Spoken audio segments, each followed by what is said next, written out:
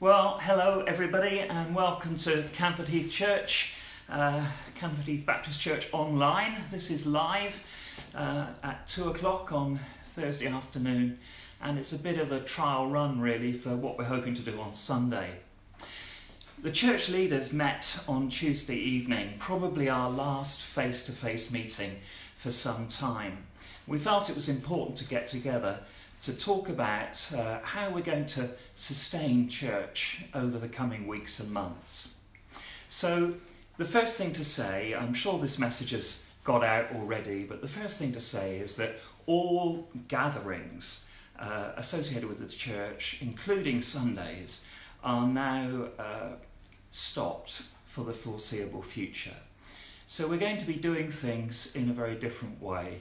We're going to be streaming a service live on a Sunday morning on the church Facebook page. So come back here at 10 o'clock on Sunday morning and there'll be something of a service. It won't be quite what we're used to. This is coming from the manse, of course, but there'll be something of a service. We'll have some Bible readings, we'll have some prayers and a message, and we'll have a sense of being together at that time, because we'll all be together in a community watching it together and in a sense participating together. The home groups are going to be really important over the coming weeks and months, and I've had a conversation with each of the home group leaders, and I'm sure if you're in a home group, your home group leader will have been in touch with you.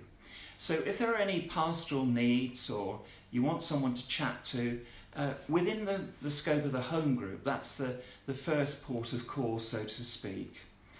And for those who are not in a home group, the pastoral care team, that's Dave Hunt, Val and I, and Muriel Watts, will be trying to take care of those who are not directly involved in a home group.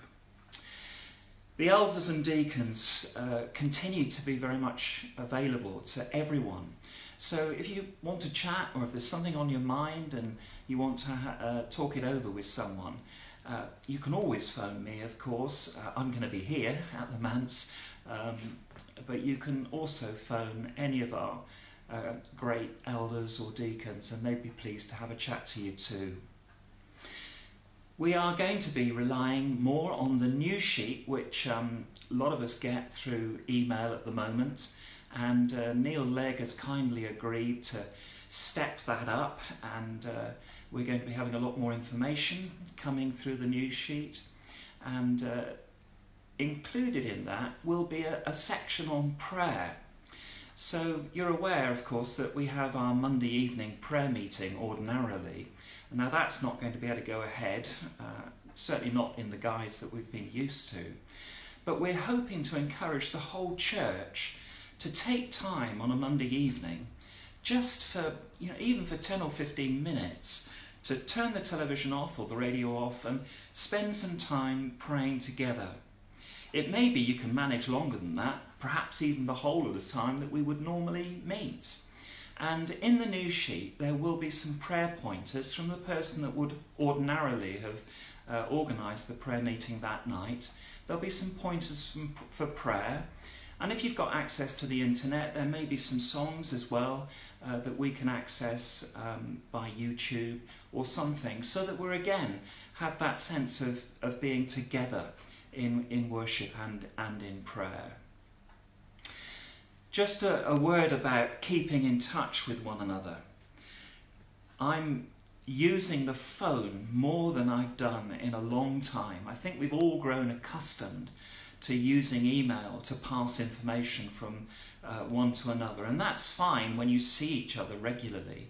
But now we're not going to be seeing each other. I think this is a time to be telephoning one another far more than perhaps we're used to. So think about who you might phone. Maybe phone 1 or 2 people every day if you're able to, if you've got the time to do that, just to see how they are. It doesn't need to be a great long conversation, but let's keep talking to one another even if we're not able to meet up with one another. And I know that that's going to happen in the home groups, But perhaps also you might like to have a copy of the church directory alongside the telephone, and just work your way through the church directory. Or in your prayers, if someone comes to mind and you think, I wonder how they're doing, then just give them a call and speak to them. And let's remember those who perhaps we wouldn't ordinarily remember, the people who are living on their own especially, and those that maybe we wouldn't normally talk to on a Sunday morning, and let's include them too. I'm not going to repeat all the government advice that we've had about staying safe. We are being bombarded with that, aren't we?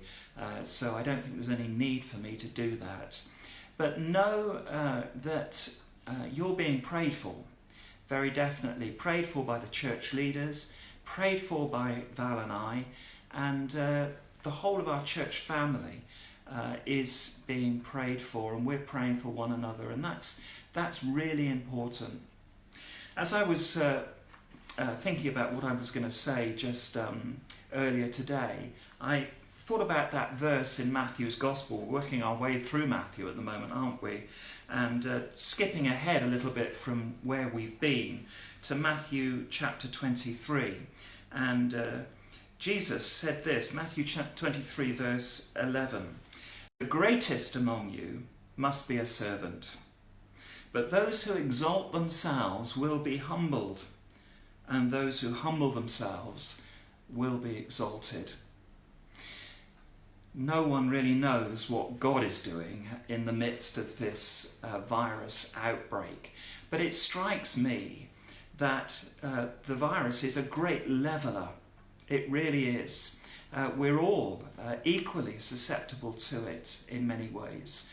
It doesn't matter how wealthy we are, where we live anywhere in the world really. It is something that is levelling people right across the world.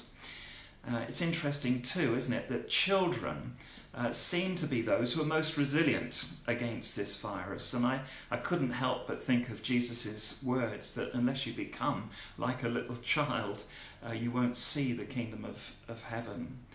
So it's a time for re-evaluating life, for remembering that we are just mortal, that one day this present life will end, and one day we shall be with the Lord in his nearer presence.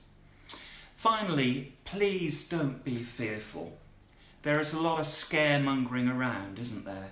And if we read the newspapers, some of them are writing in almost apocalyptic terms.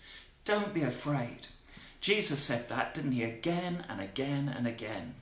Do not be afraid. I will not leave you or forsake you. And none of this has taken God by surprise, you know. Jesus is not surprised by the coronavirus outbreak, and we can submit to his higher purpose in all these things. So let's continue to encourage one another and pray for one another. Let's hold on to God, recognizing that he is our firm foundation in all things. And if you want to have a chat to me, you're really welcome to phone at any time, and let's phone one another and encourage one another.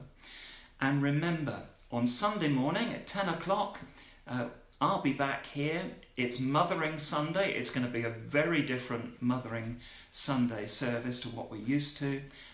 And Val will be with me, and together we're going to be leading the church in a time of worship on Facebook.